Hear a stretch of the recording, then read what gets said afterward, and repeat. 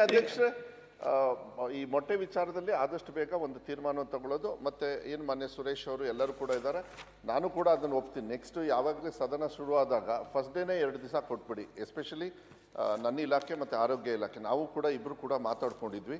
ದಯವಿಟ್ಟು ಇದೆರಡು ಕೊಡೋದು ಒಳ್ಳೇದು. ಅವಶ್ಯಕತೆ ಇದೆ, ಎಲ್ಲರ ಸದಸ್ಯರು ಕೂಡ ಅದನ್ನ ಹೇಳಿದ್ರೆ. ಅಧ್ಯಕ್ಷರೇ, ಈಗ ನಾನು ಒಂದು ವಿನಂತಿ ಮಾಡೋದು ಸಚಿವರ ಹತ್ರ, ಒಂದು ನಲಿಕಲಿಯ ಬಗ್ಗೆ ಸ್ಪಷ್ಟ ನಿರ್ಧಾರವನ್ನು ಸರ್ಕಾರ ತಿಳಿಸಬೇಕು. ಇನ್ನೊಂದು ಏನು ಗ್ರಾಮೀಣ ಪ್ರದೇಶದಲ್ಲಿ ಒಂದೊಂದು ಗ್ರಾಮದಲ್ಲಿ 4-5 ಪ್ರಾಥಮಿಕ ಶಾಲೆಗಳು, ಹತ್ರ ಹೈಸ್ಕೂಲ್ಗಳಿದೆ, ಅದನ್ನು ಮರ್ಜರ್ ಮಾಡತಕ್ಕಂಥ ನಿಟ್ಟಿನಲ್ಲೂ ಅದನ್ನು ಮಾಡಿದ್ರೆ ಒಳ್ಳೇದು ಎನ್ನುವಂಥದ್ದು ನನ್ನ ಅಲ್ಲ. ಇದನ್ನ ದಯವಿಟ್ಟು ರೆಕಾರ್ಡಿಗೆ ಹೋಗ್ಬೇಕು ಮಾನ್ಯ ಅಧ್ಯಕ್ಷರೇ. ಅವ್ರು ಹೇಳ್ತಾ ಇದ್ರೆ ಪಾಪ ಲಾಸ್ಟ್ ಟೈಮ್ ಕೂಡ ಹೇಳಿದ್ರು ಚಿಕ್ಕ ಶಾಲೆ ಎಲ್ಲ ಮರ್ಜ್ ಮಾಡಿ ಅಂತ.